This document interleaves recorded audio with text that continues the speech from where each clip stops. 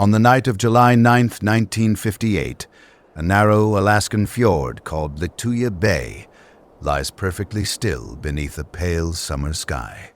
3 small fishing boats swing gently at anchor, their crews asleep, trusting the sheltered water all around them. The bay has welcomed fishermen for generations, a quiet refuge carved between glaciers and steep coastal mountains. Then the dogs begin to bark, restless and afraid, sensing something the sleeping crews cannot yet feel or hear. Within minutes, this silent inlet will produce the tallest wave ever measured in the whole of recorded human history. Water will climb more than 500 meters up a mountainside, higher than the very tip of the Empire State Building. And 6 ordinary people will become witnesses to a force that seems to defy the ordinary and familiar laws of physics. How can an ocean wave rise half a kilometer up solid rock, stripping an entire forest clean from the slopes above it? What the official story often forgets is that this water never travels as a single towering wall across the open sea. The truth, buried in Lituya Bay, will quietly rewrite how scientists understand giant waves, landslides, and the coast. For centuries, the Tlingit people spoke of a spirit that guarded this bay and destroyed those who angered its waters. Their warnings were dismissed as legend, yet the geology beneath the fjord had been keeping the very same grim record. The mountains remember what people forget, and the marks of past waves still scar the slopes for any eye to read. To understand what happens on this night, we must first learn to read the marks left on these mountains long before. Because the story of Lituya Bay is not only a disaster, but a genuine turning point in the science of natural hazards. Lituya Bay sits on the wild Gulf of Alaska coast, roughly 200 kilometers to the west of the town of Juneau. Seen from high above, the bay forms a distinct letter T, a long channel meeting 2 smaller inlets at its far head. It stretches about 7 miles long and 2 miles wide, the only sheltered refuge along 100 miles of coastline. Each summer, fishing boats slip inside to escape the open swell and to rest before working the rich coastal waters. Glaciers grind down from the Fairweather Range, feeding the water with ice and carving the fjord slowly ever deeper. The ice never rests, calving into the inlets with a crack like thunder and sending small waves across the water. At its deepest, the main channel plunges more than 200 meters, a drowned valley scoured out by ancient ice. 2 inlets branch at the head of the bay, Gilbert Inlet and Krillin Inlet, each cradled by near vertical rock walls. A narrow tongue of land called La Chaussee Spit guards the mouth, leaving only a shallow and treacherous passage. To enter or leave, a boat must time the tide precisely, threading a gap where the currents surge and swirl violently. That entrance has been deadly before, for the bay hides its dangers behind a face of remarkable and deceptive calm. In 1786, the French explorer La Pérouse sails into these waters and is struck by the majesty of the place around him. He sends 3 small boats to measure the depth near the mouth, trusting the weather, which is gentle and clear.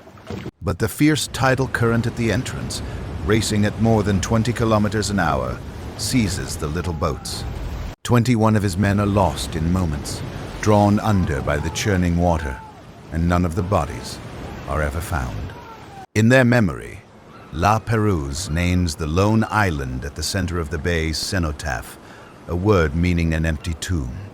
The name proves fitting, for Lituya Bay will claim lives again and again across the 2 centuries that follow it. For the Tlingit people of the region, this beautiful bay has always carried an ancient and deeply serious warning. Their stories speak of Ka Lituya, a spirit dwelling in the depths who seizes intruders and violently shakes the water. When the spirit rises, the legends say, the sea itself stands up and sweeps the shores clean of every living thing. Modern geology reveals why such a memory endured, passed carefully from one generation to the next across centuries. What sounds like myth is really deep memory, a record of real waves survived and then remembered in careful story. Directly beneath the bay runs the Fairweather Fault, one of the most active earthquake zones in all of North America. Here, two great slabs of the earth grind slowly past each other, storing enormous strain across the coastal mountains. The steep, glacier-cut slopes hold millions of tons of loosened rock, waiting only for a strong enough tremor to fall. It is, in effect, a natural trap, a place where earthquake, mountain, and narrow water can combine catastrophically. Every element of catastrophe is already in place. All that the bay lacks is a single strong push to set it loose. In 1952, a geologist named Don Miller arrives to survey the region and notices something that deeply unsettles him. High above the shoreline, the mature forest ends in a sharp line, replaced below by young grasses and thin saplings. Something has scraped the lower slopes bare, yet no fire has passed, for none of the surviving trees are charred. Miller realizes the bay has been struck before, again and again, by waves of almost unimaginable height and power. For years, he returns to the bay, camping in a cabin on Cenotaph Island, patiently piecing the strange mystery together. Studying the trim lines, he counts several great waves across the last century, in the 1850s, in 1874, and in 1890. The wave of 1899 had struck hardest of these, destroying a settlement and taking several lives on the central island. Another had swept the bay as recently as 1936, and yet Miller cannot fully explain what force keeps causing them. He begins to suspect that Lituya Bay produces giant waves on a scale that science has never properly recognized. Still, he judges the danger remote, estimating the odds of such a wave on any single day at about 9,000 to 1. In the summer of 1958, the fishermen who anchor here know only that the bay is calm, sheltered, and deeply familiar. Howard Ulrich guides his boat, the Edrie, into a cove on the southern shore at around 8 o'clock in the evening. His 7-year-old son, known to everyone simply as Sonny, fishes beside him before quietly drifting off to sleep. About an hour later, Bill and Vivian Swanson bring the Badger in and anchor near the sheltering spit at the entrance. Nearby, Orville and Mickey Wagner settle the Sunmore, the third boat to trust the bay for the coming summer night. 6 people rest on the water, unaware that the Fairweather Fault is straining toward its breaking point far below them. The summer light fades slowly behind scattered clouds, and the bay returns to the deep stillness it has always kept.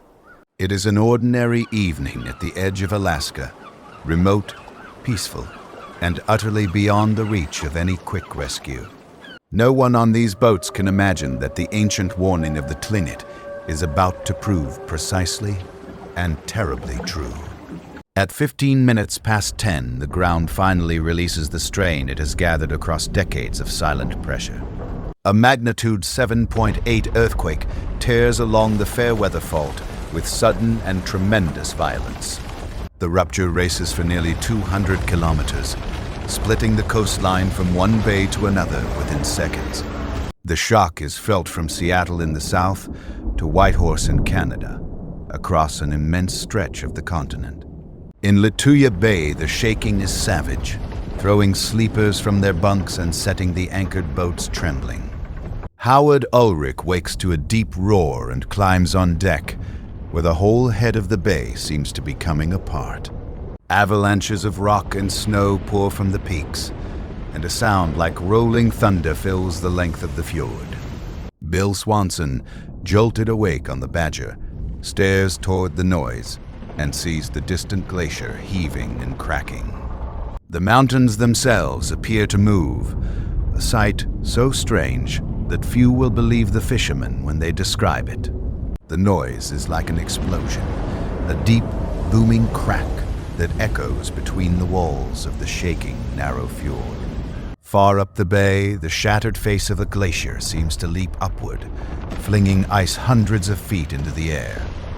For a long moment, the crews grip their boats and wait, not yet understanding that the true danger has not yet begun. High above Gilbert Inlet, the violent shaking loosens a colossal mass of rock clinging to the steep mountain wall.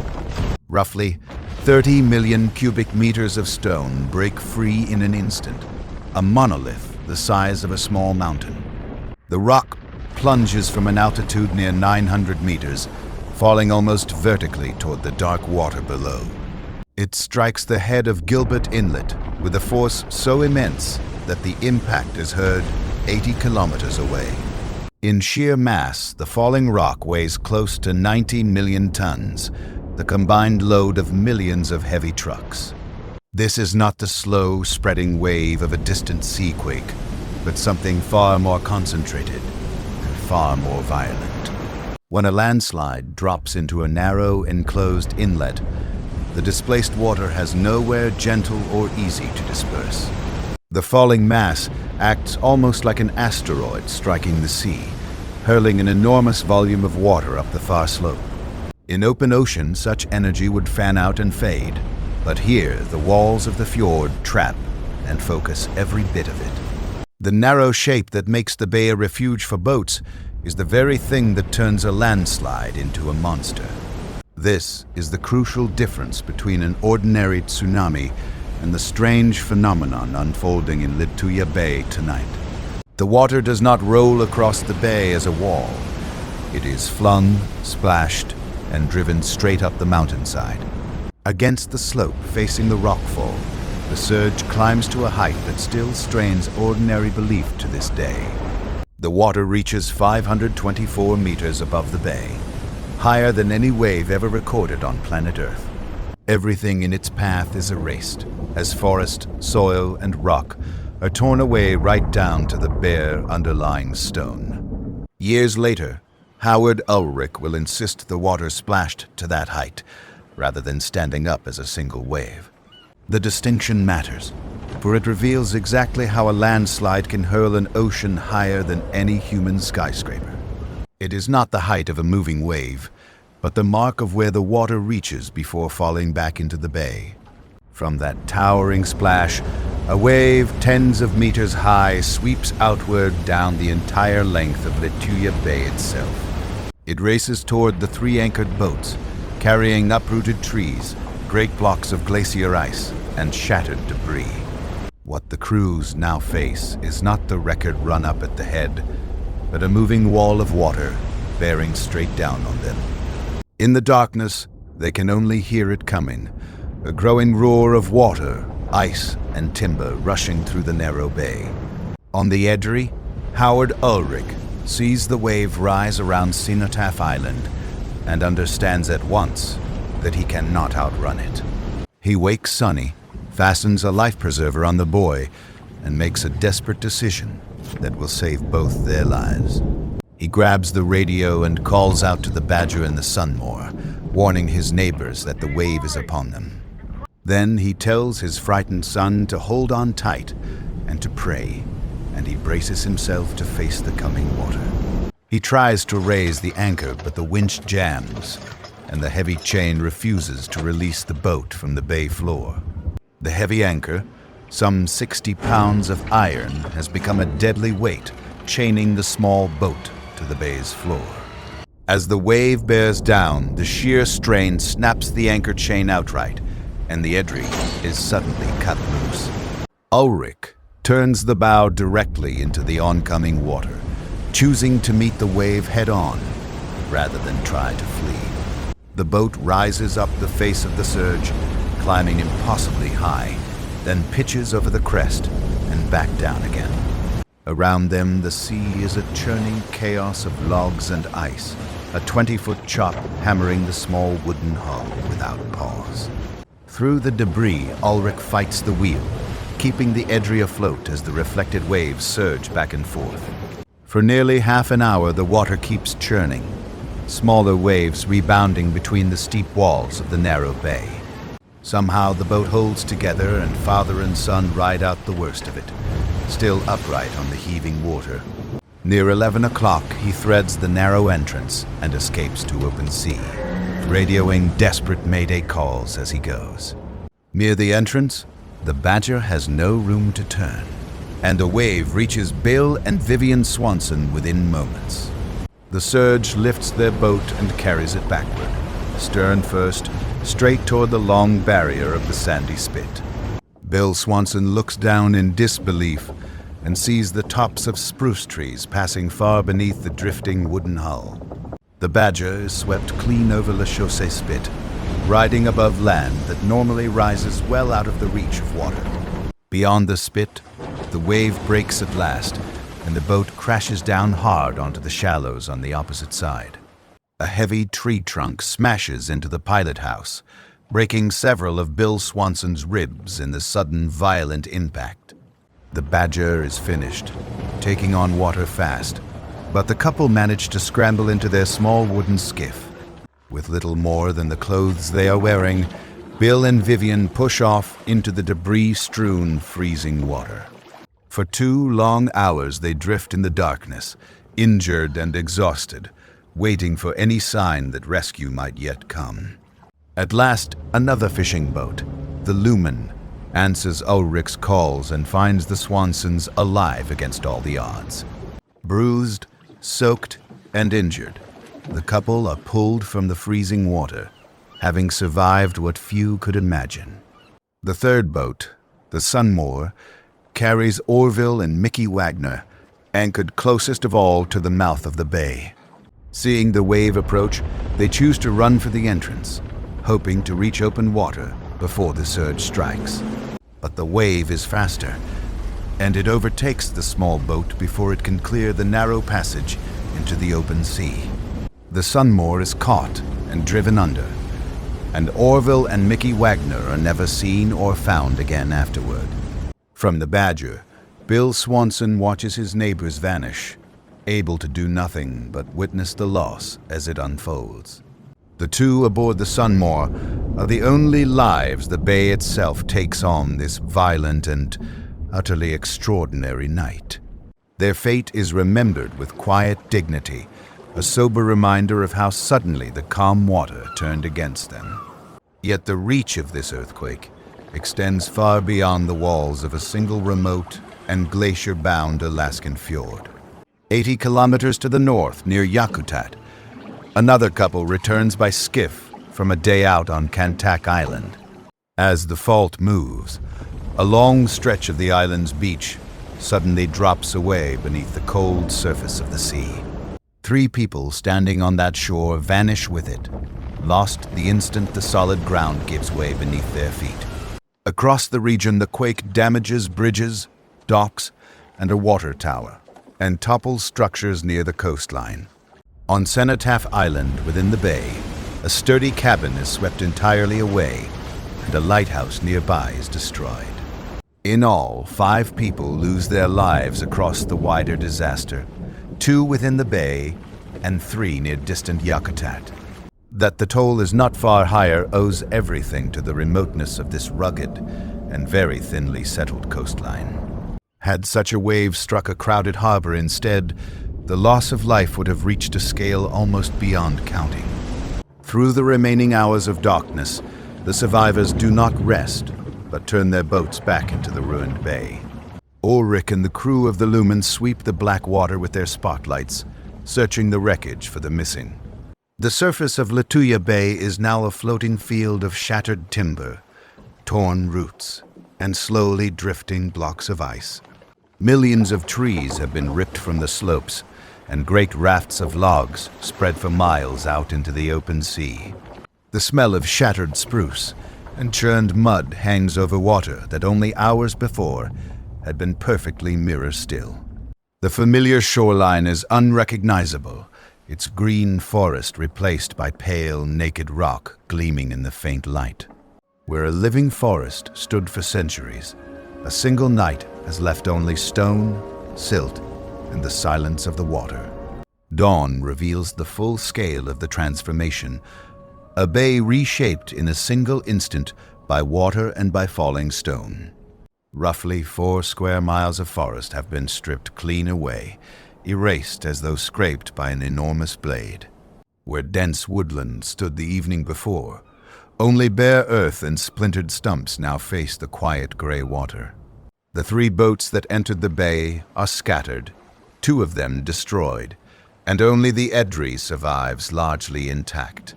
In the days that follow, geologists and surveyors arrive to document a landscape utterly remade in a few short minutes. Word of the disaster reaches Don Miller, the geologist who years before had puzzled over the bay's strange scars. He charters a small floatplane and flies north at once, determined to see for himself what the giant wave has done. From the air, the devastation is staggering, with logs fanning outward as far as 5 miles beyond the bay's mouth.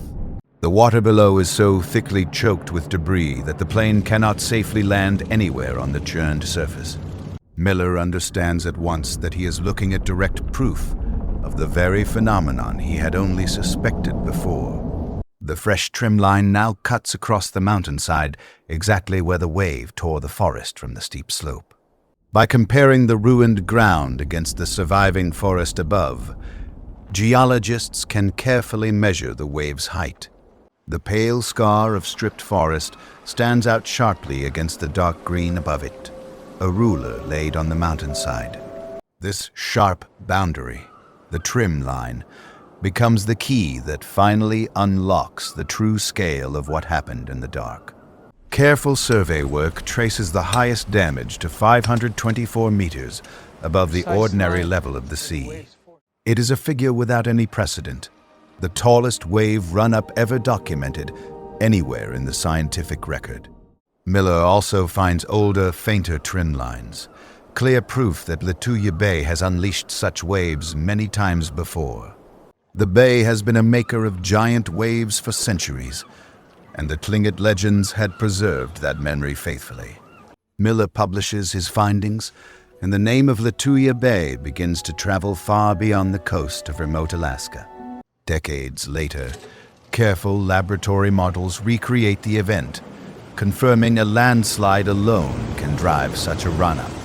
Scale experiments show the wave sweeping down the bay stands well over 100 meters as it passes the island. Now the scattered pieces come together, and a new understanding of catastrophic waves takes shape from the evidence.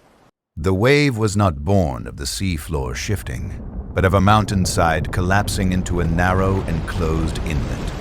A falling mass of rock, not a distant fault beneath the ocean, had hurled the water half a kilometer into the sky. Science had never fully reckoned with this kind of event, nor with how deadly it could be in exactly the right terrain. Lituya Bay forces researchers to confront a hazard hidden in steep fjords, glacial lakes, and mountain reservoirs. A remote bay that few had ever heard of becomes, almost overnight, the benchmark for the most extreme waves on Earth.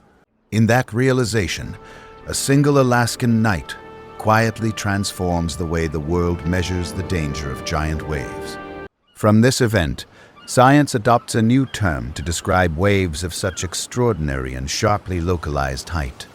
These landslide-driven surges come to be known as Mega-Tsunamis, wholly distinct from the familiar quake-driven kind. Unlike ocean-wide tsunamis, they rise from the sudden collapse of rock or ice directly into a body of confined water.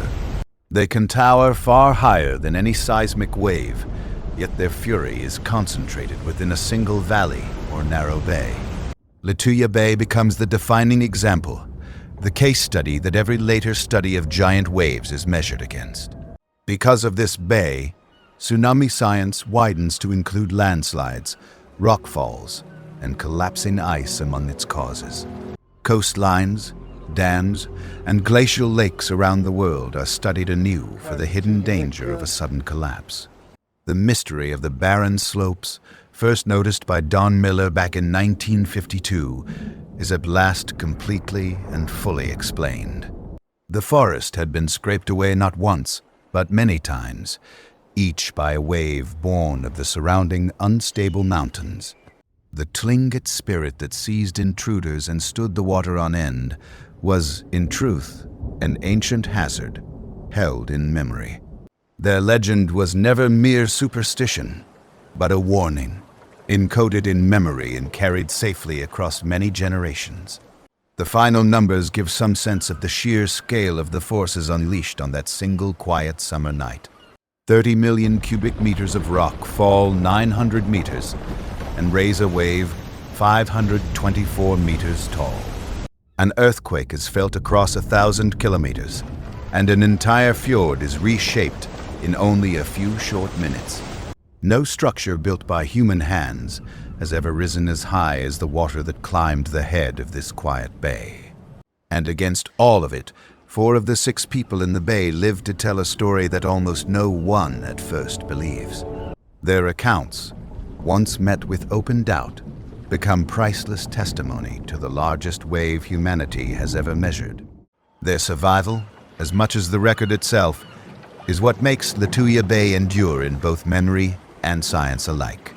The bay slowly settles back into silence, its raw scars greening again, waiting as it has always patiently waited. But Lituya Bay is far from the only place on Earth where mountain, water, and gravity can combine so violently. Wherever steep slopes rise above deep water, the same terrible physics can turn a landslide into a towering wave. The same deadly force has struck elsewhere, wherever falling earth meets deep and tightly confined mountain water. In 1963, a landslide plunges into the reservoir behind Italy's Vajont Dam, high in the mountains of the north.